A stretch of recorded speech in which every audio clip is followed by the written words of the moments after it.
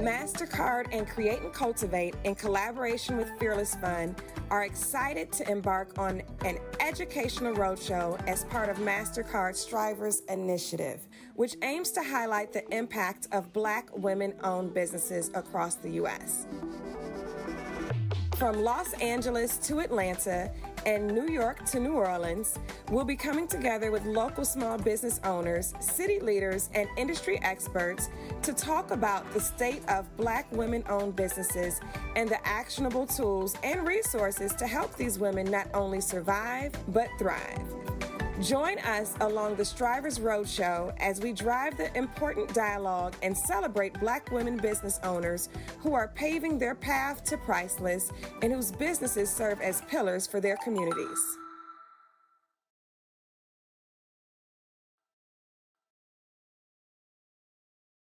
Hello, everyone. Thank you for joining us for our second stop of the Strivers Multi-City Educational Roadshow, Atlanta. My name is Arian Simone, and I am the general partner and co-founder of the Fearless Fund, a venture capital fund built by women of color for women of color.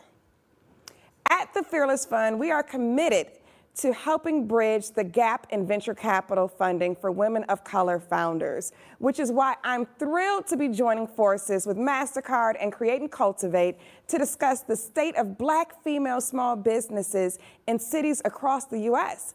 and actions to foster an equitable financial system with local small business experts, community members, and small business owners. Black women-owned businesses are vital to our economy and are amongst the hardest hit by the impacts of the pandemic. The financial implications of this past year threaten the economic progress of Black female entrepreneurs and business owners alike. The Strivers Initiative aims to elevate the visibility and impact of Black female business owners who are overcoming obstacles to maintain and grow their business. These inspiring entrepreneurs are not just running their businesses, they are giving back and serving as role models in their communities, which is why we must support and celebrate them today and every day so that they not only survive, but thrive. And with that, I'm excited to dive in and kick off our Atlanta event. First, we're diving into a conversation on building a more inclusive and sustainable economy. Financial and monetary systems represent the cornerstone of economic activity. But what will it take to drive a more equitable financial system? To dive into this discussion about the future is Bonica Wilson from Invest Atlanta, who currently serves as the agency's first Chief Equity and Inclusion Officer. Welcome, Bonica. Hi, thank you for having me. Of course, thank you for being here. Now let's just dive right into it, and let's just start from the beginning. Can you tell us a little bit about yourself and your role at Invest Atlanta? Sure. Bonica Wilson, the Chief Equity and Inclusion Officer at Invest Atlanta, and my role was designed to bring our three umbrellas together and ensure alignment. So at Invest Atlanta, we focus on economic development, community development, and workforce development. And so my role was to ensure all three of those divisions are working together collaboratively. We have full alignment so that we can ensure equity for all Atlantans. Bonica, that is awesome. Fearless Fund is proud to be supported by companies such as Invest Atlanta and MasterCard to further our mission and distribute grants to Black women-owned businesses across the U.S. Knowing Invest Atlanta invests and supports businesses across a wide array of industries, I'm curious from your perspective, what have the impacts of this past year been on small business owners in general and specifically on Black women-owned businesses in Atlanta? The impacts have been disproportionately hurtful to businesses, especially Black women-owned business. Over 70% of businesses reported the need for financial assistance or aid. Over 48% of Americans work or are employed by small businesses. So when small businesses hurt, Americans see it fully. 20% of Black and minority-owned businesses report that they will or predict that they will have to shut down by year end.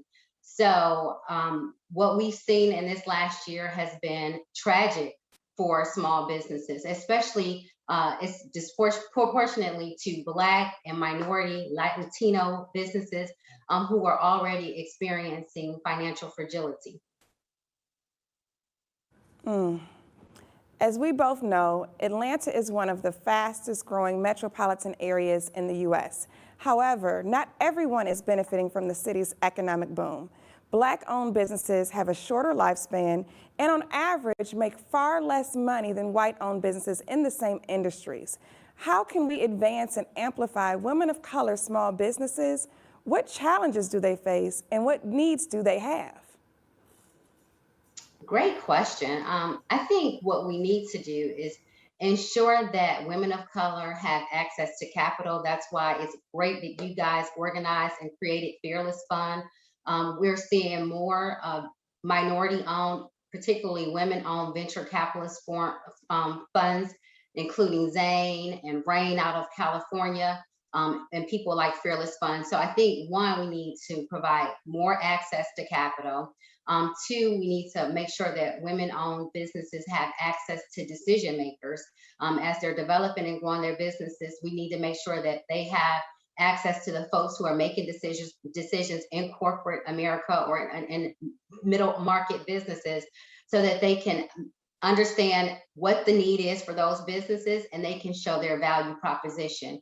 And then the last thing I think that we need to make sure that our minority women business owners have is a network of resources. So we need to make sure that they have their accountants and their legal teams and folks like that to help surround them so that they have access to all the different avenues they need to be successful. And I will say one more thing with our friends from MasterCard here, is that I think it's important to have access to data and intelligence for small businesses, especially women-owned businesses, understanding who their market is, who they're serving, having analytics so that they can grow their business smartly and intelligently. So I think all of those things, I'll just sum it up. Access to capital, I think, is important. Access to decision makers is very important. Having a network of resources, and then making sure that we provide access to artificial intelligence and data for these small business owners. I think that's excellent. Those are the three challenges I always mention: the lack of access to capital, the lack of access to the network, and then the lack of access to the education that's needed. All three of those are key. Invest Atlanta partners with a number of available grant initiatives to distribute funds to small business owners. Can you tell us about some of the grants available specifically for Black women-owned businesses? How essential are grant funds and what impact do they have on small business owners? Very, very essential. There are a number of different grant programs. Specifically now, I think corporations understand that the need to have economic recovery starts with small businesses, if you will. I would suggest that our market goes, people who are looking for grants start at the USAGrantapplications.org website, just for a number of different applications to grants all in one area. There's also, the payment protection plan. You have the economic injury disaster loan. Of course, the American Rescue Plan. We're hoping for more funds under the American Rescue Fund for grants. As we saw early on, Invest Atlanta was able to give over $19 million in grants from the CARES Act. So that was wonderful. We're hoping that we can see more funding for small businesses through the American Rescue Plan. But I would definitely say start with the SBA, start with that USAGrantapplications.org. Also, we have ACE in Atlanta, which is Atlanta Access to Capital for Entrepreneurs. That's also a great resource to identify loans and low interest loans and access to grants. That's awesome. Thank you so much, Bonica. Invest Atlanta is such a wonderful initiative, and we appreciate you sharing your insight and sage advice. And with that, let's dive into our next roundtable conversation.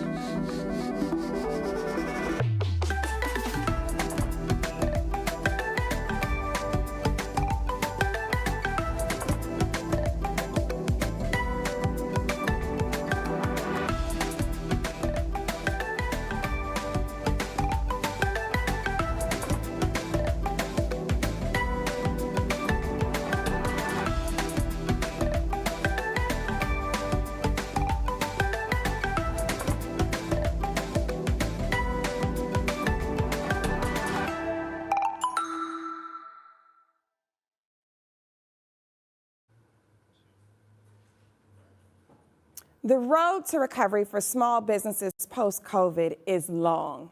Here in Atlanta, Black-owned businesses are shuttering more frequently in the pandemic. A National Bureau of Economic Research study suggests Black entrepreneurs were in a historic fight for their survival during the shutdowns, with 41% of them closing their businesses. Now that's more than double the rate for white business owners. Black entrepreneurs face systemic barriers to success, and the pandemic has exacerbated these long-standing inequalities, making it harder for Black businesses to endure the crisis and access recovery resources. And unfortunately, the road is even longer for Black women-owned small businesses, which have been disproportionately impacted by COVID-19, experiencing higher rates of forced closures, defaults, and fallout from the economic downturn. Today, I'm joined by an incredible group of panelists for a thoughtful discussion on how we can create an equitable financial system and ensure our small businesses, especially our Black women-owned small businesses, have the access to funding and resources needed to survive and thrive. I'd love each of you all to give your own 15-second introduction with your name, title, and what you do, starting with you, Jacqueline. Hi, I'm Jacqueline Rogers, founder and CEO of Green Top Gifts, and we bring diversity to your celebrations with gift wrap and home decor. Excellent. Jasmine? Hi everyone, my name is Jasmine Lewis. I'm the founder and CEO of V Beauty. I opened up my salon in Atlanta around 2016, and we launched our first product in 2020 of last year, 30 Roses. Wonderful. Yolanda? Yes, hi, I am Yolanda Owens. I am the owner and founder of Iwi Fresh Farm to Skin Spa. We're located in Atlanta, Georgia, and what we do is we handpick all the fruits and vegetables with local farms. We bring them back where we juice them and we mix them, and we make skincare recipes, farm to skin. Wonderful. Bonica? Hi, Benika Wilson with Invest Atlanta. I am the Chief Equity and Inclusion Officer for Invest Atlanta, and my job just ensures that our economic development team, our community development team, and our workforce development team are all aligned and focused on equity for all Atlantans. And forgive me, Bonica, I got you. Salah? Good evening, everyone. My name is Salah Goss, and I'm head of social impact for North America at the Center for Inclusive Growth at MasterCard. And that's an independent subsidiary. And we work there at Center for Inclusive Growth on advancing sustainable and equitable economic growth globally. Wonderful. Martina? Hi, good evening. I'm Martina Edwards. I serve as Chief of Strategic Partnerships for ACE, which is Access to Capital for Entrepreneurs. And for 20 years, we have been funding and growing small businesses in the state of Georgia. So I'm so excited to be here tonight to have this conversation. Yes, that is wonderful. You guys are so impressive. Thank you all for being here with us. There's so much I want to talk about, so let's get into it. First, I want to talk about the state of women of color-owned small businesses right now in Atlanta. Jacqueline, as an e-commerce small business, you've been contending with supply chain disruptions throughout the pandemic. What has been your business's biggest challenge during this period, and what have you learned from it? For us, our biggest challenge really was shipping delays due to COVID with a lot of the major carriers and having to not have in-person events. So really relying on our e-commerce business. And the ways that we really combated that this past year was relying heavily on communicating with our customers, making sure that they knew in advance what the shipping delays were, communicating them during the process with their tracking information, and making sure that they knew about the delays once the product had left our warehouse. So over communicating really helped us, and relying heavily on our marketing and email marketing, and social media campaigns to really engage with our customers because we can connect with them in person. So. Awesome. What advice would you give fellow small business owners that are facing operational challenges that were part of the COVID-19 effect? I would just say over communicate with your customers, making sure that they are aware of what issues you're facing. I think when customers know the situation and they feel like they have a choice and an option, they feel more empowered to support your business, and they know where their money's going and how the delays are going to affect them. So for us, for e-commerce, communication was key for us. Excellent, and it definitely is essential. Jasmine, last year when COVID-induced shutdowns, it forced you to close your doors to your salon, but guess what? You pivoted, you kept it moving. You introduced your first product. So tell us a little bit about that and the decision that you had to make at that moment. So I already knew that I wanted to grow and scale my brand outside of my beauty studio. Everyone was home. They were making skincare and self-care a priority within their everyday rituals. So in reality, the pandemic was the perfect time to introduce 30 Roses. It kind of gave me the opportunity to connect with my consumers and clients on a different level through virtual skin services and consultations. So with that, I was able to build healthy and consistent regimens with them that consisted of products that were tailored to their skin that also included the 30 Roses.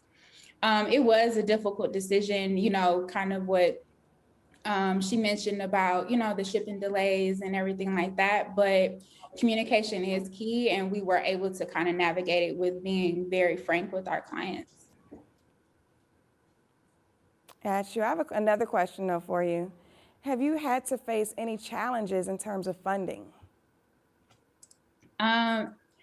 So my brand is actually self-funded. So that comes with a lot of limitations in terms of funding. We have to bootstrap everything for marketing, campaigns, product development. So I would say it's a little bit more difficult to scale when you do not have the funding to build a team that could aid in the growth of your brand. I would say, yeah, that would probably be the most challenging one for funding. Another follow-up, though, I want to ask you, what are some strategies that you would give other small business owners to help make their business crisis-proof for such times as this?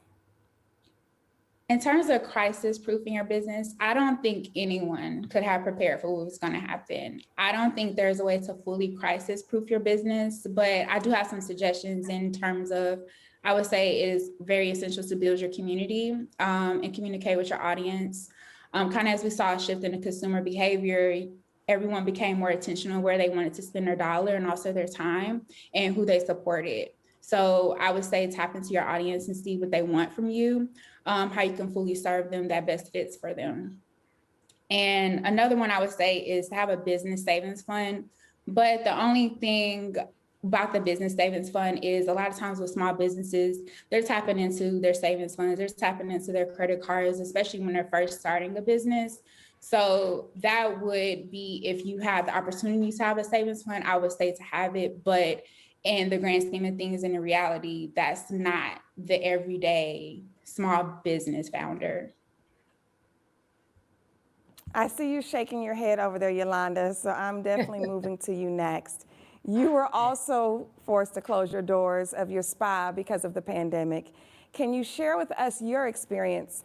What are some of the challenges that you face, and what are some lessons that you take away from this experience? And can you share some of those learnings for other entrepreneurs who are listening? Yes, I totally agree with Jacqueline and Jasmine. I mean, Jasmine hit it right on point. I mean, I think as a small business owner, reality, maybe 2 months, but I mean, there's not a lot of time that we have, a lot of savings that we have to sustain us as a small business owner. And I know for COVID, our doors shut down and we were closed down for 4 months, which was major for a small business, major for EweFresh. And I kept thinking it was going to, get better and better, but it never did. And so during that time, I had to pivot. I had no choice. I think one of the great things is being a Black woman, we find a way, we work it out. We're going to pivot. We just kicked into survival mode, and we had to be very innovative on different ideals of ways to sustain so that we could not close our doors. But it was very challenging because for Iwi, we've been there for 15 years and we had never been out of business, and 4 months was major. I think one of the biggest challenges for me was my staff. I had been there for my team, and it was really heartening that I could not provide for them. They had to go home. I couldn't pay them because there was no money coming in. And then I had to let some people go. And so that was very, very challenging for me because we are a family, and I think that's probably speak to a lot of small Black business owners, especially as women. We treat our businesses like family. And so everybody who had been working for me was family. And to be able to not provide for them was very challenging. And so what I did was I got us all together and we created a COVID task force team together. And I got their opinions, I got their input, and I asked them, do you guys want to open? And the answer was yes, but we all knew that we could not open the normal way. We had to do the new norm. And so we all came together and we put together a COVID task force and came up with all type of different ways to keep the spa, because as a spa, we're hands-on. So we have to touch. So we had to figure out how can we do this being social distance. And so we came out with some really different ways. I mean, one of the things we did was we came up with a waterless pedicure. And so we did the waterless pedicure as opposed to immersing the feet in the water that promotes fungus and bacteria. We came up with a drive-by curbside self-care pickup packets where people would prepay and come by and pick up their home care packets. So we came up with a lot of different ways, but I would say that during this time, what I tell entrepreneurs is that I think it's good to really make sure that you are doing what you love to do, and having that passion is really what's going to drive you. I think you got to be passionate about what you do, because that's what sustains you and keeps you from not giving up and not wanting to quit, and you kick into survival mode. And then having a good team. I think you have to build a good team, because that's really is what kept us through, is that it was my team. We all stuck together as family and we made it happen. Yes, you guys clearly did. Yolanda, I am very impressed. Not that I should be surprised, but I'm very impressed by the creative ideas from the COVID task force to all of the different things you guys innovated at this time. That was awesome. That was really awesome. Thank you. So, Bonica, we are on to you. Black women were among the fastest growing entrepreneurs before COVID hit, representing 42% of new women-owned businesses, 3 times their share of the female population, yet they only receive 0.06% of venture capital funding. Why do you think there is still so much inequality in the venture capital world, and how can we get more money into the hands of the women who need it most? How can we turn this statistic around and ensure that small business community is actually representative of society as a whole? Wow, great question. There is a glaring inequality in venture capital for minority women. I think one of the reasons is because venture capitalist funds have limited or no access to women, especially women of color. Either they don't know them, they're not in their Rolodex, and they're not making it a priority. So I think they have to make it a priority to get to know women, especially women of color, so that they can invest in women and women of color. I think the other thing is we have to overcome the high perceptions of risk than we have with the white male counterparts. I think there's just this perception of higher risk with women-owned businesses, particularly women of color owned businesses. And so we have to overcome that. I think how we can do that as women-owned businesses, and particularly women of color, is anticipate, the opportunities, anticipate what the concerns of the venture capitalists, the investors would be. So if they have, what's your strategy long term? What's your business model? Where are there going to be shortfalls? Anticipate those questions and go into those pitch competitions or conversations ready to answer them and overcome that. Really be strong in your business model. Your value proposition is important. So I think that's how you overcome it. And I think also trying to find ways to access venture capitalists for women of color. The other thing I was going to say too is that one of the questions I think you asked was around what we can do about it.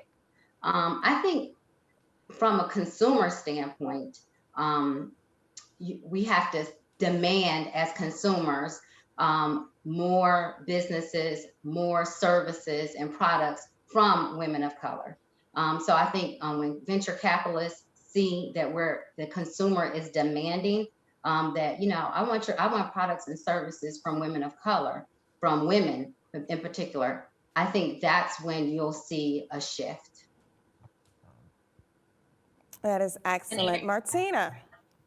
Hi, I was Oh, going go to say, ahead. Arian, if I could jump in on that part of that question too. I wear dual hats beyond being Chief of Strategic Partnerships for ACE. I also serve as a venture partner for Zane Venture Fund. And yes, I agree with everything that was just said. We're trying to democratize the conversation around access to capital. And it's really important to also have only 2%, 2% of the funding goes to people of color or women in VC. 80% of the actual investors are white males. So we've actually got a problem on two sides of the table. We need more investors on one side that look like the people, women and people of color. And so I think that's really important. And the crazy thing is they're always talking about risk-adjusted returns, but we know that diverse teams actually produce 33% higher returns. So it is, to me, a fiduciary responsibility of venture capital to really start putting more capital into folks of color. Oh, yes, I'm very familiar with all those statistics. The next questions were for you anyway. and you're well aware of definitely the landscape of everything. Where can women, small business owners, turn to for more support, financial and otherwise, during this time? And how can we engage Black-owned businesses with consumers, resources, and community partners to ensure that they're not only set for post-pandemic recovery, but just to survive in the long term? Like, how do we make sure that they have all those resources in their hands? Yeah, so there's a lot there to those questions. One of the things I heard at the end was, how can we ensure that they're positioned to thrive? And I'll say for ACE, we are a CDFI, and that's a community development loan fund. But oftentimes I tell people we give folks a chance when others can't or won't. And people come to us or they're referred to us because they know that we offer capital. But what they quickly realize is that the work that we do cuts so much deeper. We offer not only capital, but coaching and connection. So that's our secret sauce to really helping propel entrepreneurs and catalyze their growth, whether they're an existing business, having some breakout success or a startup. To give you an example, we have a business, we deployed 25 million in lending capital last year, 400% more loans than we had done the prior year. But we knew that it wasn't just going to be that. There were businesses that needed that relief. And so the financial support that we're able to provide, unlike a traditional banking institution, my role is to go out and get grant funding dollars. And so one of our clients was a franchisee owner for 6 years. So she wasn't new into the business. She had hit a steady state, was doing well. A mother in the Atlanta area, an Army veteran, African-American woman, and who had hired about 75 employees over this 6-year period of time, but she experienced that 63% sales decline. We were able to, she had tapped into her retirement and savings. I remember Yolanda saying close for 4 months. So during that period of time, trying to keep things afloat and pay vendors, but eventually she came to us. We were able to provide her with a $25,000 emergency working capital loan. And then we were able to support that by having 3 to 6 months of payment deferments. We said, if you work with us on business advisory services, I was able to fund a little over $1 million resilience and recovery fund with some of our partners that supported grant funds that provided earned loan forgiveness. So she did business advisory service with us, and then we provided her with 6 months of payment relief.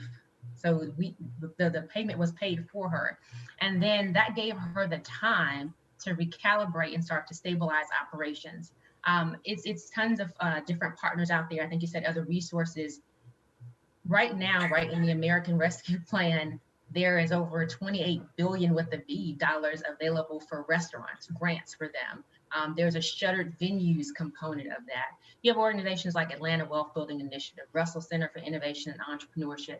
So many different folks that are in the ecosystem, but ACE also just provides, our Women's Business Center provides a flurry of information on our website for other resources, even when it's not coming through us, because we just want businesses to get the support that they need so that they can thrive, as you mentioned, whether it's from ACE or not. And we know that the importance of doing this is because it's a ripple effect, and that it's not only supporting that business owner, but as Yolanda mentioned, that family of employees and staff, and ultimately a community.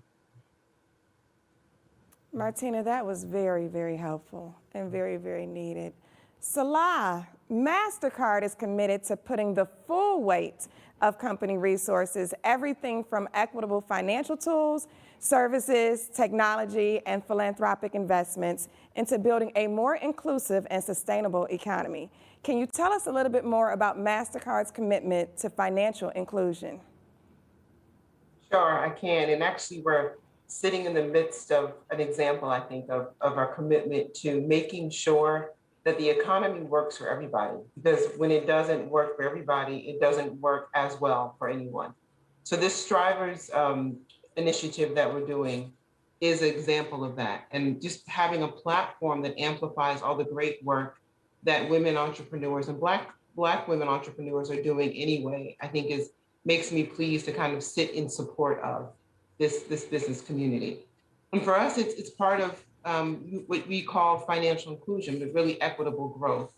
And I would say it's not new. I think events of this past year have given us a chance to step up and commit in new and different ways, but I would say it's part of our DNA. It's part of the way we get compensated. It's part of the way our executives get compensated. It's part of the way that I get measured with my performance review every day. I mean, it really kind of is in the gut of MasterCard, but so much so to the extent that we made a commitment or a pledge to have 500 million unbanked people, to bring them into the financial system. And we were actually able to do that last year, double down on the pledge to now bring 1 billion individuals in. And in that is 50 million small businesses and 25 million women businesses, and bring them into the digital economy by 2025. And also last year, we took the opportunity to recognize the need to address what I would call structural barriers of inequality and structural racism. And we made a $500 million commitment specifically to help close the racial wealth and opportunity gap in the US over the next 5 years. And I think it's attention to communities that are disproportionately lacking the capital and access that they need, like we've heard from many on the panel, is a way to start to do that. So I'm happy to be in this conversation and to be part of the Strivers tour that we're doing, and to see how we can support, especially small businesses and women-owned businesses, we know are the backbone and the engine of not only economic growth, but of thriving communities. So that's just a little bit of what we're trying to do. There's lots of different initiatives across the company that I mentioned, but I think it really exemplifies how central building an inclusive economy is really to our business. Yes, Salah, we want to thank you and MasterCard, because you guys are actually not just making the commitments, you are doing the work from day to day. So we say thank you. And on that note, let's look ahead to the future and talk about how we can tackle some of the challenges facing Black women-owned businesses so they can thrive in 2021 and beyond. Jacqueline, as the small business owners look ahead to 2021, how do they set business goals that are realistic but also optimistic and hopeful for growth? I think the way that they set those business goals is really being intentional and understanding their internal operations. And when they've got a good understanding of those, making realistic goals and making goals that they can achieve, and really understanding their finances will help them to reach those goals. And I think when you've got the proper operations in place, you understand your finances, you can make stronger goals that you can achieve in the future. And I think that's really important for small business owners, is to be realistic. Got you. And to follow up with that, what kind of analysis should female founders do on their businesses as they start planning for the future? Well, first, I would say, not for just female founders, but for any founders, is making sure that they have those policies and procedures in place, because I think that builds a good foundation for your business. And I think when they have those in place, if it's like we spoke to earlier in the crisis, having backup suppliers, that if you come into a situation where one manufacturer isn't available to help you, you already have someone maybe you haven't used yet, but you can turn that lever and you're prepared to go, and you have internal policies and procedures ready in the midst of another pandemic, hopefully not, or a disruption to the market. And I think when you have those things there, it just helps your business so much more, and you're prepared and ready for almost anything that's thrown at you. Got you. Jasmine, this has been an incredibly challenging time for small business owners, but unfortunate circumstances do breed creativity, such as your own. What have been some of the most impressive pivots and creative problem solving you've seen from small business owners during this COVID period? So some of the impressive pivots I've seen are the brands are actually listening to their audience. They're giving their consumers what they're asking for and what they want. So like the restaurants, they're creating the brunch in the box, the virtual events, spas creating the virtual consultations, and kind of how Yolanda said, they had the drive-through waterless mani and petting. I think it's just feeding into what your audience wants and what the consumer is. Press on nails, they have completely taken over. A lot of people are still able to do their nails at home. I've seen restaurants and coffee shops, they've shifted to grocery shopping for their consumers, and also some of the campaigns that brands have released have speak to the consumers, and also the racial disparities that we've been dealing with within our Black communities. That is good. I've seen a lot of those too. Yolanda, although there has been some progress, women and minority-owned small businesses are still underrepresented on the shelves of major retailers. As the entrepreneur behind the first raw skincare bar in Whole Foods, how can other female founders follow in your footsteps? Yes, yes, I'm excited to be the first raw farm to skin product in Whole Foods. Yes. And the thing that I tell a lot of entrepreneurs all the time is that it's really about niche. It's about narrowing your niche, not trying to take care of everybody. I think you have to really be true to what you really are creating and keep it small. Less is actually more. And people see you when you're narrow. And that's really what happened to me. And that's the message I always tell entrepreneurs, because I didn't really go seek Whole Foods. Whole Foods found me. I was at work, and two ladies came in. They got services. After they got the services, they said, we want to talk to you about putting your products in our store. And I'm like, what is your store? And they said, Whole Foods. And I said, which one? They said, regional. I was like, whoa, how did you find me? And they said, we found you because we were looking for a raw farm to skin type product. And because that was my narrow niche, I had narrowed down into a very small niche. And so because I was narrow in a niche, they found me. And so that is really the message that I tell entrepreneurs, is that even though we can do everything and we can solve all the problems, I think that, to me, one of the key for success, especially as a small business owner, is to keep it as narrow. Be that subject matter expert, be the expert in your area, so that I think when you are that, you're going to be found, you're going to be seen. People will see you because you're an expert.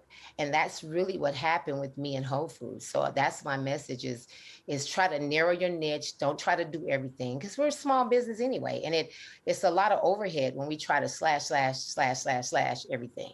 So I think it's about narrowing your niche, being the subject matter expert, be the expert in what you do it well, be consistent with it, and it builds your brand and people see you. And that's how Whole Foods found me. That is an amazing story. Bonica, unless a small business owner had a 6-month emergency fund going into COVID, it's likely they'll need some capital to get their business back up and running. What are some financing options for small business owners, particularly women and people of color that are small business owners who have less access to capital than others? I would say definitely look for options outside of loans first. Start with grant opportunities. USAGrantApplications.org is a great place to start. Also, there are great partners like Invest Atlanta, who also provides access to capital. My friend Martina over at ACE also provides access to capital, and our organizations provide access to capital at low cost, low financing cost. So I would look for alternative lenders like our companies. The other thing I would say is, as you're looking for financing as a business owner, make sure that you're looking for organizations that are mission focused. Invest Atlanta is very mission focused on providing equity in Atlanta. ACE is very mission focused. We're looking to help, looking to make small business owners successful long term. So I would say look for partners that are very mission focused, because what you will see in those partners is that we're going to not only provide you funding, but we're going to provide you with some type of wraparound services, which is technical assistance. Do you understand how to manage your profit and loss statements? Do you have QuickBooks or another type of accounting method? So we're going to make sure that not only are we giving you funding, but we're giving you technical assistance so that you can grow your business long term, and so that you won't need access to capital later on. That is awesome. That is awesome. With capital has to come education, tools, resources, and mentorship. So I love how your program is structured. Salah, diversity is not an attribute of a business. It is imperative. What can new businesses do to ensure they build from a foundation of diverse culture within? What can existing businesses do to bring diversity into the executive level? I'm glad you asked that question, and I can speak on what MasterCard has done. But actually, first, I just want to make the point or highlight that it's not a nice to have, right? Diversity is not a buzzword. It is absolutely critical. And I think someone mentioned it before, that there's lots of reports and we have lots of data that shows that diverse companies actually do better. They create more value and they can be more successful. So it just makes good business sense to look at diversity as an imperative. And I mean, if I think about the MasterCard experience, we've been looking at this and even more closely in the last year. And what we've done, and I think what companies, a lot of them are starting to do, or maybe should, where they should start, is to look internally and really kind of do a soup to nuts assessment and get a baseline. So we looked at our hiring practices, we looked at training programs, we looked at our recruitment, we looked at our retention of Black employees, and a host of other things. And I'm sure, like other companies, found some gaps. And so that gave us a good idea of where to start. And so we're doing a number of things to try to improve recruitment, retention, and promotion of Black employees. And one of the things I can mention, for example, is we're expanding a partnership with our historically Black colleges and universities, HBCUs, to really get Black talent in, to identify it, recruit, and go all the way through completion of a job offer and acceptance. We're also doing things like expanding our annual spending with Black suppliers. We're also trying to, with our In Solidarity commitment that I talked about before, also looking at values. We know from some of the research we did around this in marketing that people want to work in companies that share their values. And we have values around social justice, inclusion, and kind of making those known and making those clear in how we present ourselves, I think goes a long way for actually getting in and keeping diverse talent. And one of the key metrics we set for ourselves under In Solidarity was we've committed to grow our Black leadership VP and above by 50% by 2025. And so I think having metrics like that and having something that's measurable is going to be key, because I don't know who said it, but it was brilliant and simple. What you measure, you do. So I think that's kind of what I would say to companies: get a lay of the land, understanding where you are, take a real look at your gaps and put measurable metrics around those. And I think that's a good start to something like diversity, which again is not a nice to have or something you do on the side of the desk, but I would say key to a thriving and successful business. Thank you so much. All of those statements and All of that right there was just so true. To any and all of the panelists, of course, small business owners need more than just financial support to thrive. In fact, recent research has shown that early mentorship can have a major impact on a small business's revenue and growth. To any of you guys sitting here today that are small business owners, how has mentorship and networking contributed to your success? And what advice can you share for small business owners who are seeking a mentor? I will say this, Yolanda, mentorship to me is so important. I think it's so important to have a mentor and to be a mentor. I think that's the network that we have to create amongst us small Black business owners, especially us small Black women business owners, of us supporting each other. So it's not about receiving a mentor, but it's also being a mentor. It's hand in hand. I think that's the mindset that we have to support each other. And networking, I mean, you can't put a price tag on networking. That goes so far. It's all about just connecting the dots amongst each other and supporting each other. So I'm all for mentorship, all for mentorship. Also Jacqueline say and too, Jasmine? for me, mentorship is super important. And being a mentor, as you said, I have a great friend that has been so helpful with me. She encouraged me to take the leap from corporate and to quit my job to work on my business full time. And entrepreneurship can be extremely lonely. So having someone that you can call on and share those things with is so important.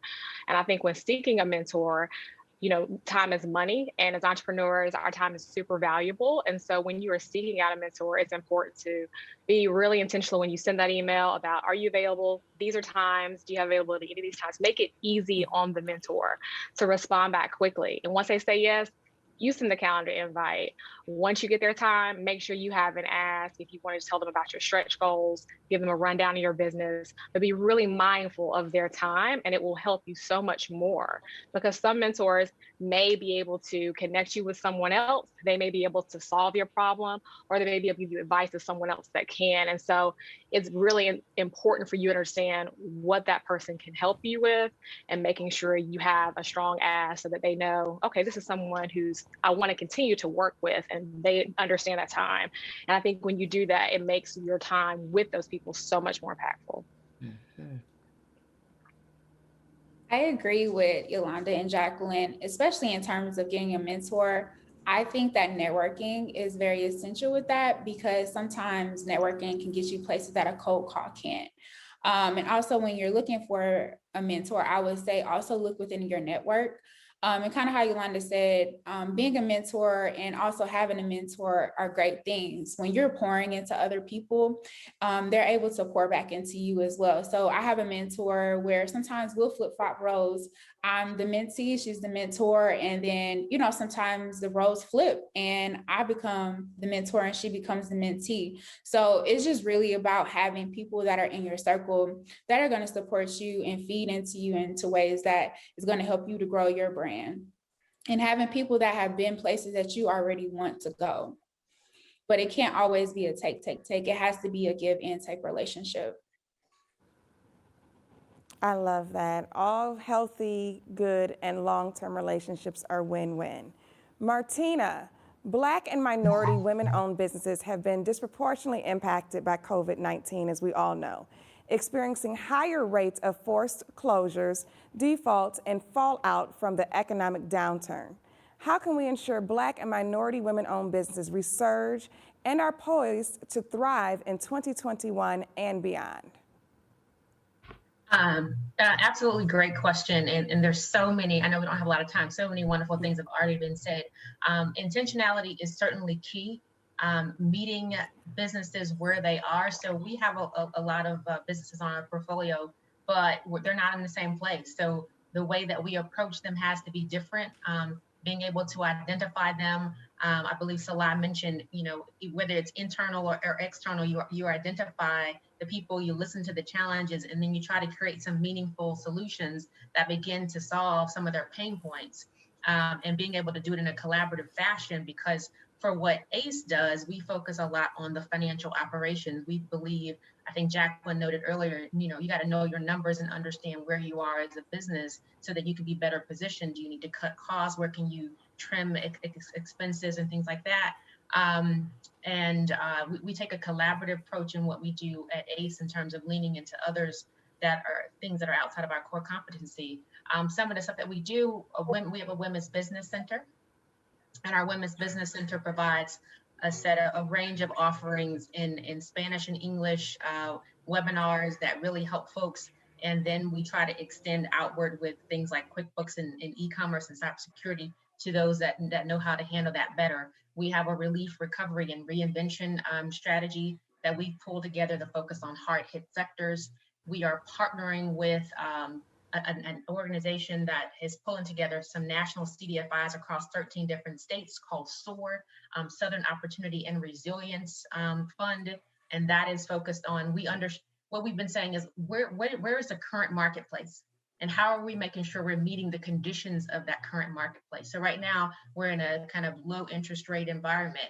This is going to allow CDFIs like ACE and others to be able, it's a matchmaking program for small businesses. So it's a one-stop shop. So you don't have to go searching all over the place to figure out where you can get capital, and for at a 4% rate and 3.5%, depending on if you're a nonprofit or for-profit. So that's one piece. The other thing that we're doing to try to help people survive and thrive, ACE stood up PPP last year during the second round because we realized so many solo entrepreneurs were not gaining access. They were sitting in queue. Last year, we were able to put out about $5 million in PPP. This year, we've put out about $6 million already in the first quarter of the year. What we are focusing on now is PPP forgiveness. And that's not just a simple process for some folks. Because we do the wraparound and the hand-holding process, and we're high touch, we've seen a lot of errors in submission process. And because we're able to look at them, see some of it is someone's NIC code, NAIC code is incorrect, or they didn't fill the form out completely. We take the time to figure out what the error is so that the small businesses can get that, debt forgiven the way they need it to. So those are just some of the things that we do. I will say one last piece is we partner with Morehouse Innovation Entrepreneurship Center on a cohort model that is focused on doing exactly some of what a lot of folks have said, giving them access to capital through us, but the management training of how you build a muscle around being a better business operator, and then access to market. So the diversity supplier piece that Salah mentioned for MasterCard as an example. So I will stop there, but those are just some of the things that we do at ACE. Wonderful. This question is for any of the panelists. Talking openly and honestly about rates and about money in general plays such an important role that can be sometimes overlooked, but it also helps level the playing field for women and small business owners.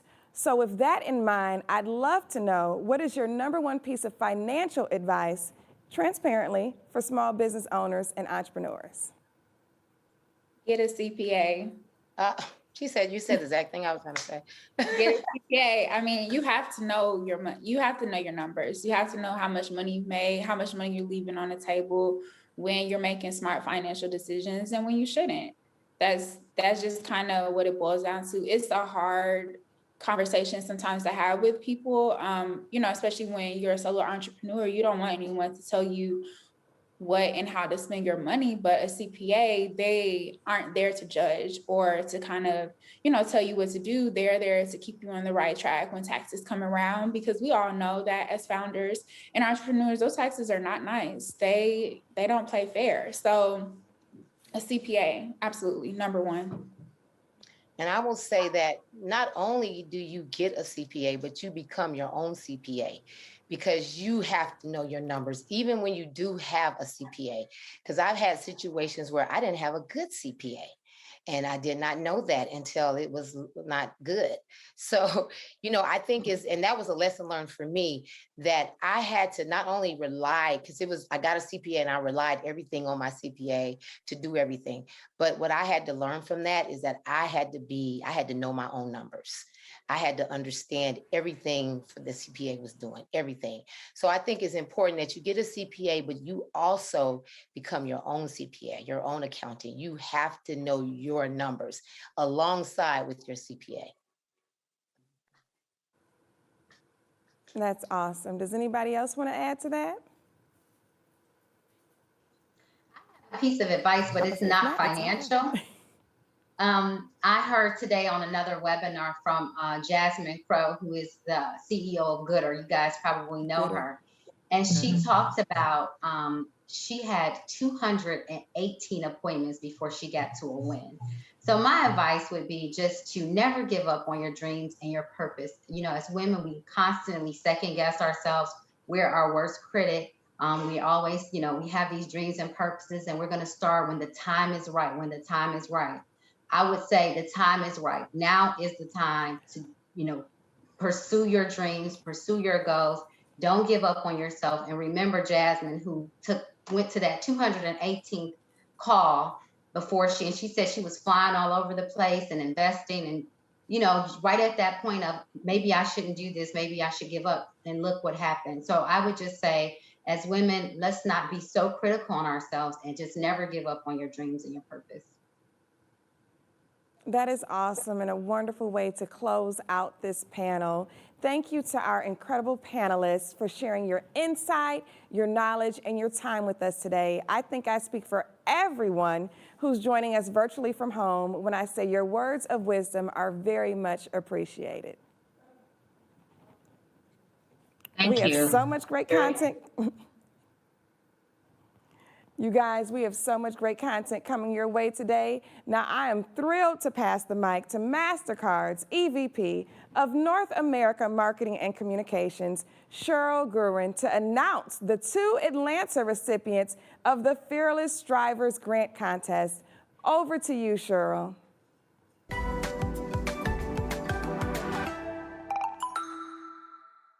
Black-owned businesses are vital to inclusive growth, and yet they are the hardest hit by the impacts of the pandemic. An estimated 41% of Black-owned businesses across the US shut down between February and April of last year, either temporarily or worse, permanently. We can't let this continue. MasterCard is committed to driving awareness and taking action to support the economic progress of Black women-owned businesses and their communities.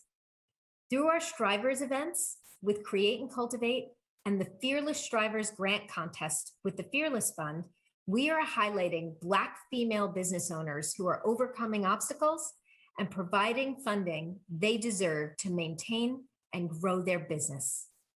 Today, I am honored to announce MasterCard and the Fearless Fund are awarding 2 local Atlanta business owners, Erin Blake of Love, Live, Play, and Jasmine Bowdry of Shift Style House, each with a $10,000 grant as winners of the Fearless Strivers Grant Contest. From Erin, who provides occupational therapy services to help children with special needs, disabilities, and injuries thrive in their environments, to Jasmine, whose fashion brand empowers women with confidence, class, and style.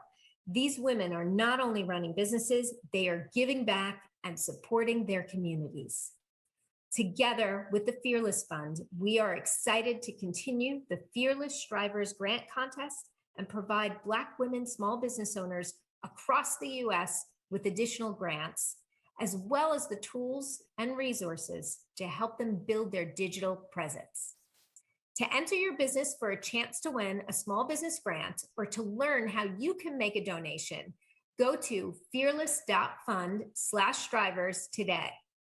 And with that, I am thrilled to pass it over to CEO and founder of Create and Cultivate, Jacqueline Johnson, who is going to highlight a few other incredible local Atlanta women-led businesses to shop, share, and support.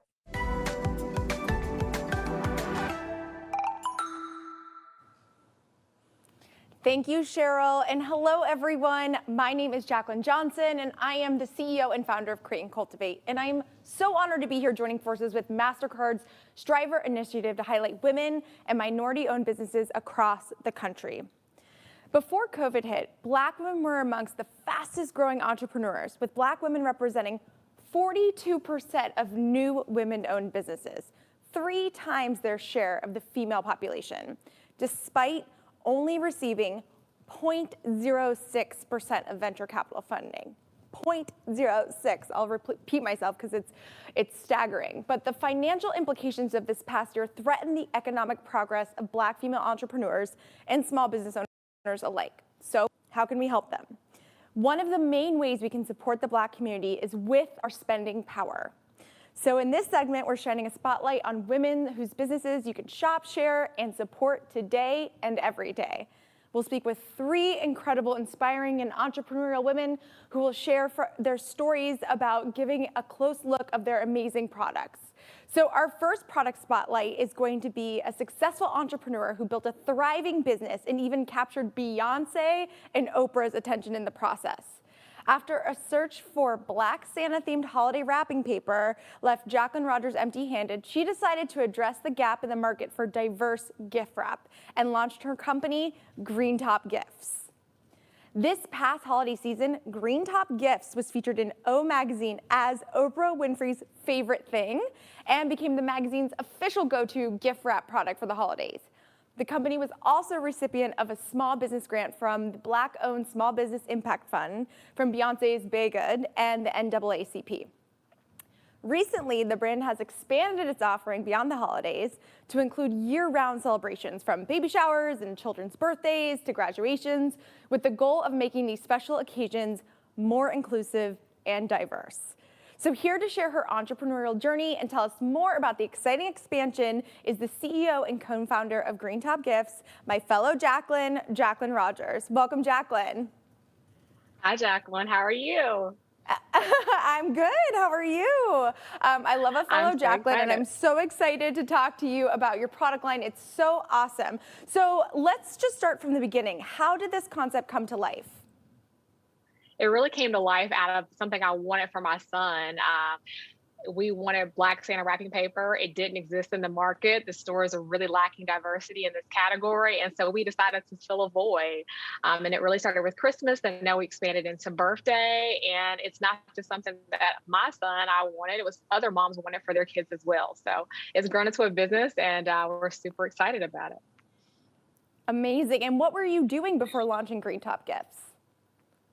Prior to this, I was selling candy to some of your favorite retailers. So I worked for Mars Wrigley and for Nestle for the past 13 years and CPG. So it's a totally different product, but something I've done for over a decade. Wow. So tell us about the transition from a corporate career to being an entrepreneur. I say double Dutch for a few years. I launched the business in 2016, but I recently resigned from my job last February. And so I kind of managed both.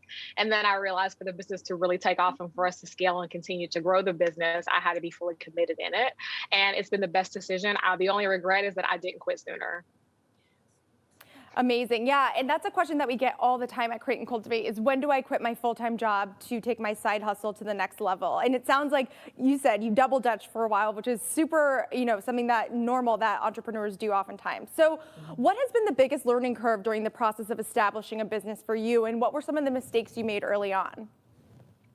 I would say our biggest learning curve was understanding fulfillment. We hired, because I was working full time, we hired a company to manage our fulfillment for us. And we just had, the first company was great. Then we moved on to another company and they just really botched it up. And so it could have really sunk our business, but we learned so much from that. And I could write a book on fulfillment and how to make sure that your business can scale and grow with the proper fulfillment. So that was probably the biggest, almost disaster for our business. And I would say, other than that, manufacturing, I understood how to take a product from from a presentation to get it to the shelf, but I didn't quite understand how to make wrapping paper. So I really went on YouTube and I looked at videos, and then I reached out to manufacturers and I kind of pretended like I knew what I was talking about until someone took a chance on us. And so that's kind of was our start in it. Amazing. Fake it till you make it. It is so, so true. So I'm excited to dive into these products. Hopefully we can get a close up on them because they're so amazing. So tell us a little bit about the wrapping paper that we have here, which was an addition onto the holiday wrapping paper that you guys were doing. Yes, we just launched this paper today, so I'm super excited about it. And so this is our birthday collection. So it comes in 2 different SKUs. We have our boy multicultural collection and the girl. So it comes in this teal and then in this bright, beautiful yellow. And so the wrapping paper is a 26.5 square foot roll. It'll wrap quite a few presents. That's a 12-foot roll if you're trying to figure out the square footage. And they are $8.50 a roll, and you can buy them online on our site. And I just think they're great because they're so reflective of our multicultural society. They've got children of all different backgrounds and skin tones and hair textures. And the goal is really for children to see something. If they don't see themselves completely, they'll see something about one of these characters that they can reflect and shows representation for them. So we're really excited about it. Of course. And so I'd be remiss if I didn't ask you, what did it feel like to be featured in O Magazine as Oprah Winfrey's favorite thing and become the magazine's official go-to wrapping paper? So we were super excited. We were the official gift wrap sponsor for the Favorite Thing sweepstakes. So we were right beside FedEx in the magazine, and it was so exciting. I mean, when the Oprah team calls you, you have to like hold it together, but inside you're screaming like crazy. But it was a great opportunity and great exposure for our brand. And it was helpful in our business, and it really got us great press, and we were super excited about it. Wow, that's amazing. So what other occasions can people shop at Green Top Gifts? I know we've done birthday, and then obviously there's holiday, but what other categories are you expanding to or have expanded into? So we have family pajamas during the holiday season. We've got the birthday collection we just launched. We're going to be expanding into baby showers, which we're super excited about in the near future. And so the goal is just for Green Tops to be a destination for celebration and to celebrate the diversity that is our community and making sure that people see themselves in our products and that we can be a part of every celebration and moment in your household. Yeah, absolutely. It's such a genius concept. So congratulations on all your success. So can you tell everyone where they can shop the latest collection seen here today and how they can stay in touch with you and the brand via social media? Yes, they can shop our wrapping paper and our stickers, which you have too, that are on our website. And these products can be found on greentopgifts.com. They can connect with us on social media. We're at Green Top Gifts on all platforms. And you can sign up for our newsletters to be connected to learn about new products and promotions that we're running. Get on that email list. We love it. Well, thank you so much, Jacqueline. This is amazing. And thanks for giving us your time. Thank you so much. Awesome. So our second entrepreneur we are spotlighting built her salon as a side hustle. And then last year, in the midst of the coronavirus pandemic and COVID-induced shutdowns that impacted her small business, she pivoted that side hustle into a booming business called V Beauty. So V Beauty is a luxurious science-backed beauty brand founded by esthetician Jasmine Lewis, whose mission is to empower and inspire everyday women to develop consistent skincare habits, self-confidence, and a self-care routine. We love it. So here to tell us more about her first product line is esthetician and V Beauty founder Jasmine Lewis. Hi, Jasmine. Hi. Welcome back.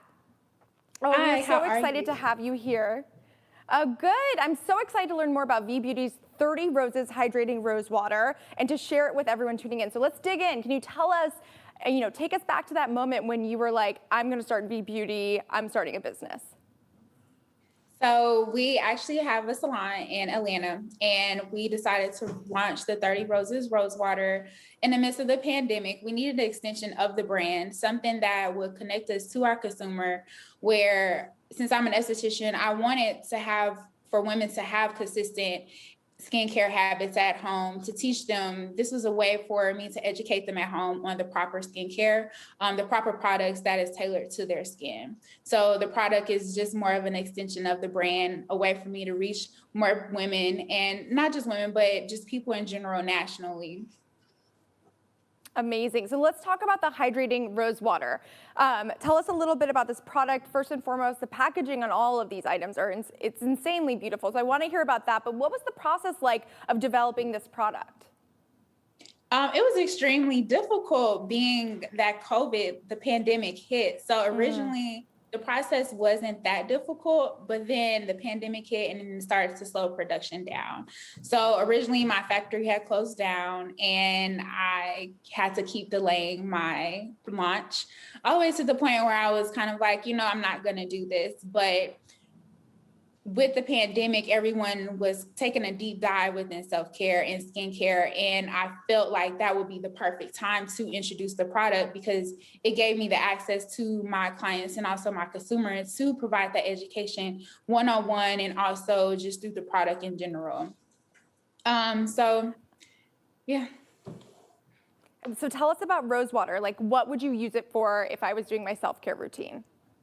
So within rose water, so how I use it within my routine is I use it between each step in the regimen. When your skin is hydrated, your product are penetrating a lot better. So what I would do is I would cleanse, I would mist the rose water. It wouldn't replace the toner, but you can use it in addition to the toner. And some people will use it as a toner, but depending on what type of skin type you have or what problem areas you have, you may want to still use a specialty toner with it. So I'll use it between cleansing and moisturizing. After moisturizing, sometimes I'll put it on after my SPF just to be a little bit of extra, but just to keep the skin hydrated. I had no idea. I just learned something completely new, which is amazing. So the branding, like I mentioned, is absolutely gorgeous. So tell us a little bit about the story behind the name V Beauty. Like, where did that come from? How did you know it was the right name for the brand? Can you tell us a little bit about that? Yes, so V actually means to be alive in French, and then the VI is the Roman numeral 6. So 6 represents the month June, which is the month both my grandmothers passed away. So this was a way for me to honor my grandmothers. They're the backbone to me and my brand and everything that I stand for. The pink within the brand, it represents breast cancer. My grandmother passed away from breast cancer. So this was a way for me to just incorporate all of my family, especially as we're building a legacy for the brand, and just tie it all together. Wow, that's so beautiful and heartfelt and amazing, obviously, to hear that story behind the brand. I think, more and more consumers are wanting that personal connection and story when they're out buying their products. So I'm so excited to learn about this, the Gimme Roses syrup. If you guys haven't seen this bottle, it's so beautiful. It almost looks like it's like a secret melted wax, it's like Prohibition days. So tell us a little bit about this product.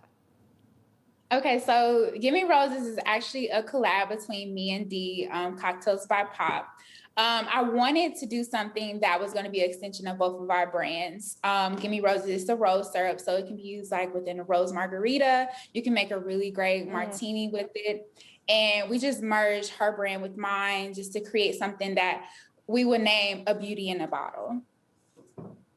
I love it. So collaborations are huge for brands, finding someone that has a like-minded audience, but clearly a totally different business. So how did you two meet and how did this partnership come to life? We actually, networking is key.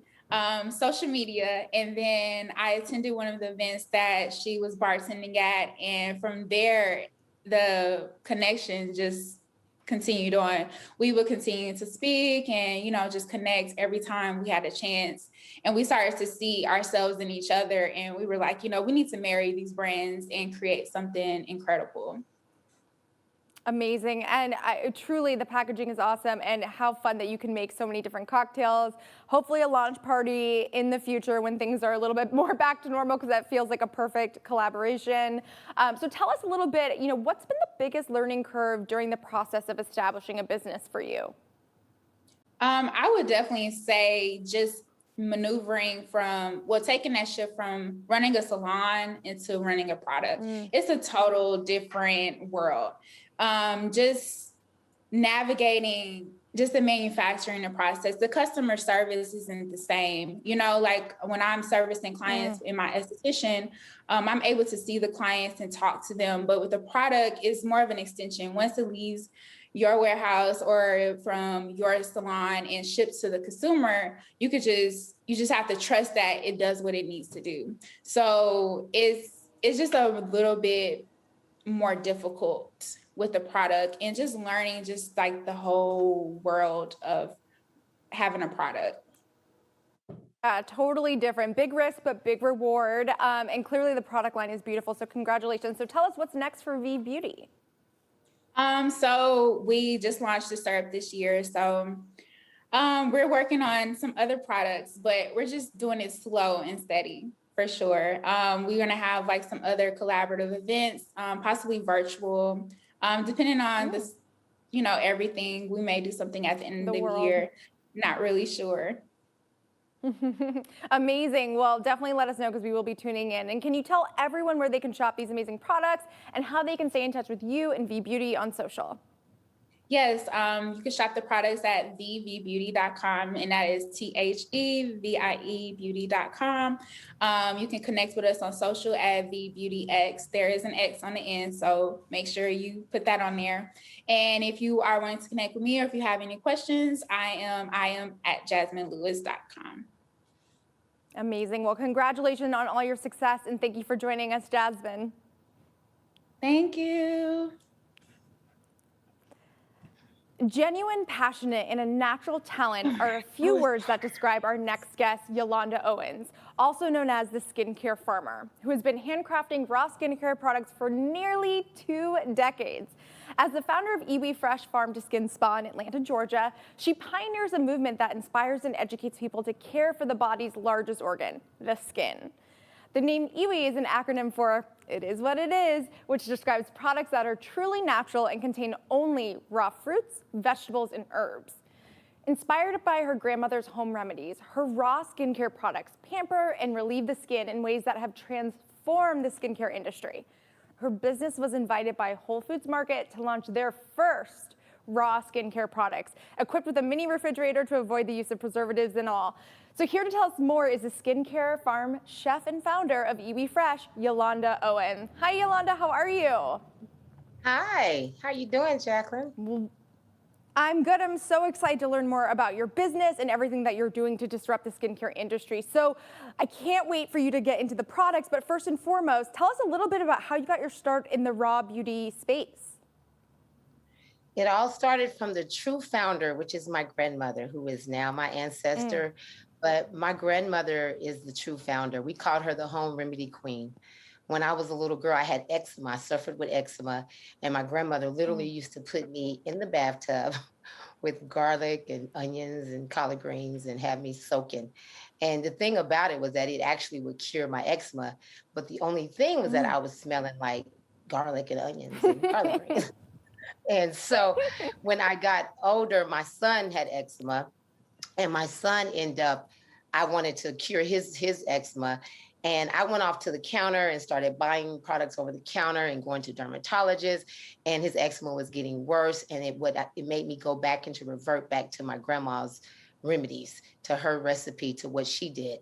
And so, but I wanted to create a product for him, but I just didn't want him to go through what I went through, smelling like onions and garlic.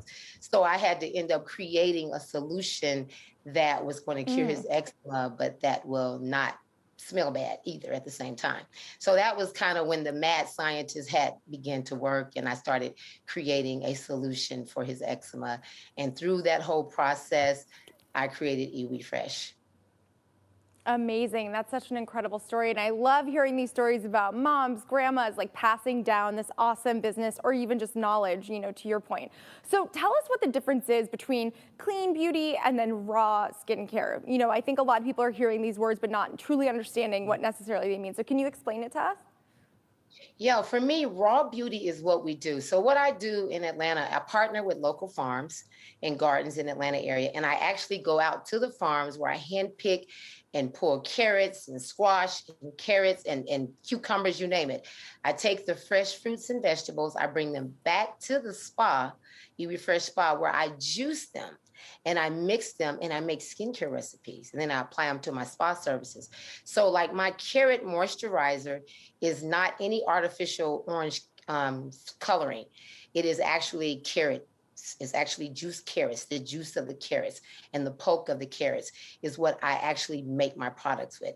And so my products have an expiration date. A lot of them have to be refrigerated because it is raw. Because as again, Iwi stands for it is what it is. So whatever it is, that's what it is. And so that's raw. Amazing. So I want to learn all about this. So let's talk about the Squash It Out face cleanser. Why squash? You know, I think it's such an interesting ingredient, but what about that is helping with skin?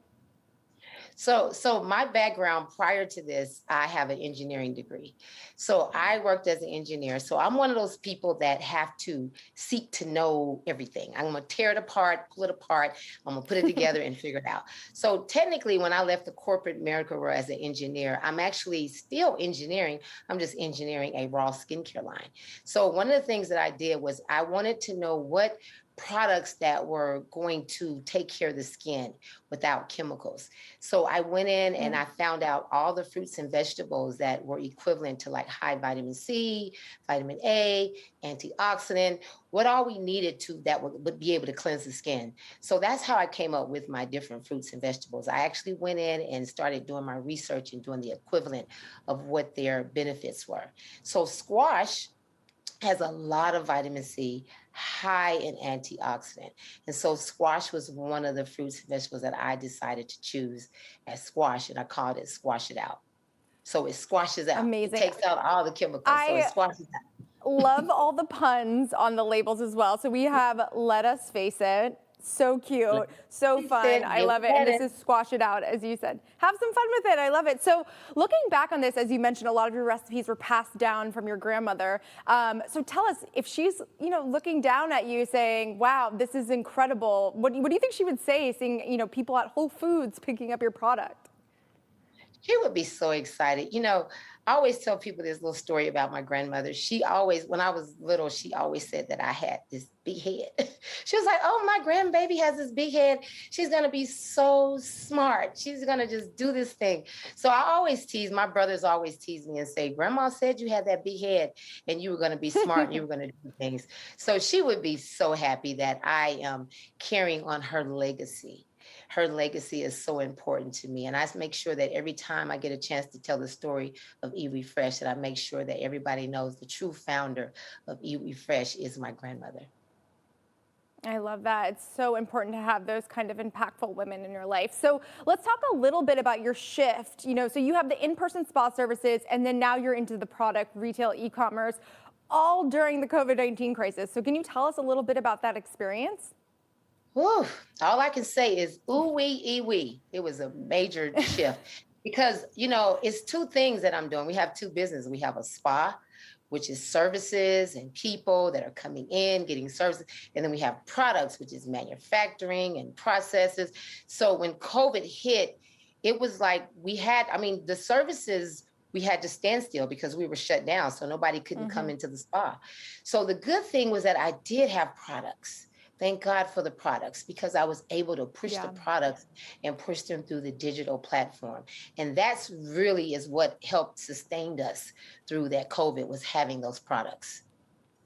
Absolutely. Being able to diversify those revenue streams when everyone didn't really have a choice is so important. So tell us about the Whole Foods opportunity. Has that changed your business, and how did that come about? Yeah, Whole Foods has been really great because it's such an alignment, because Whole Foods we share the same core values of sustainability and natural and rawness. So it really is a good alignment. Their customers are my customers. We share the same clientele. So it was really good. And how they found me. They actually came to the spa, they got services, and they had been scouting me. They had been looking for a raw farm to skin product line. And so they came and tried me out and they loved it. And then I said, well, I have to have a refrigerator. I have to be on ice. I have expiration date. And they were like, we're going to put a refrigerator. We're going to give you ice. We'll give you your expiration dates. So they allowed me to be who I was. I didn't have to alter who I was to be in Whole Foods. So that was really a great alignment. Wow. Yes. What a testament to your services and the product. That must have been stressful when you found that out that they were with Whole Foods, but it looked like it all worked out for the better. So tell us, what's next for the brand? Do you have any more product launches coming out? Any new exciting opportunities?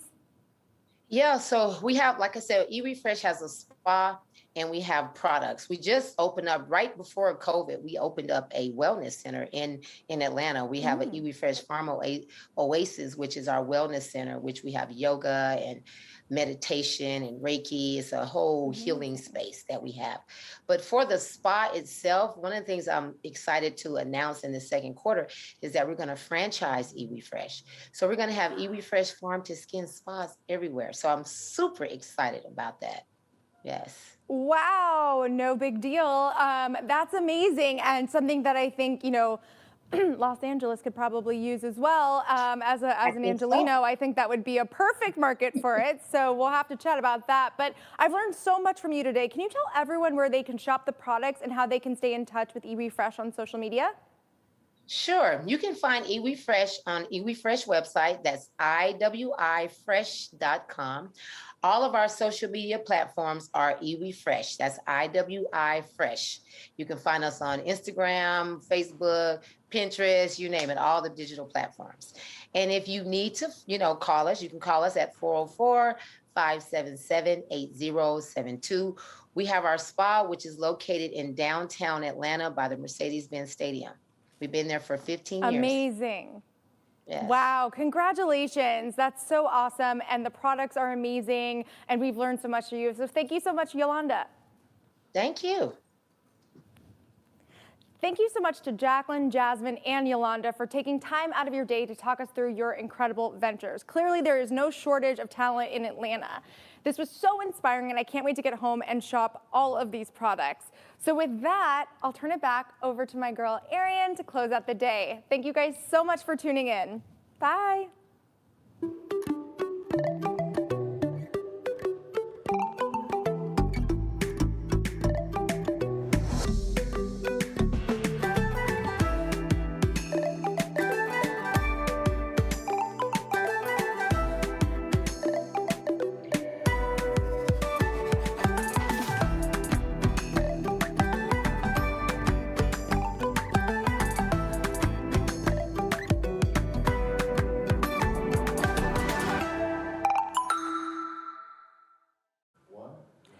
Thank you again to Jacqueline, Jasmine, Yolanda, Bonica, Salah, Martina, Cheryl, and another Jacqueline, and all the incredible women who joined us here today in Atlanta.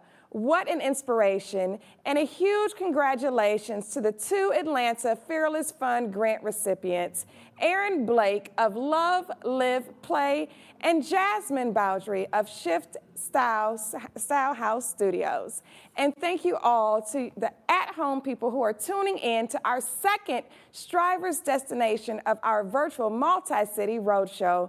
We are thrilled you could join us for this important conversation and hear from this inspiring group of women on how you can shop, share, and support this community of strivers. Make sure you join us at our third stop of the Strivers Roadshow. We'll be coming to you live from New York. Head to createcultivate.com to reserve your virtual seat and discover all of the Strivers Roadshow destinations.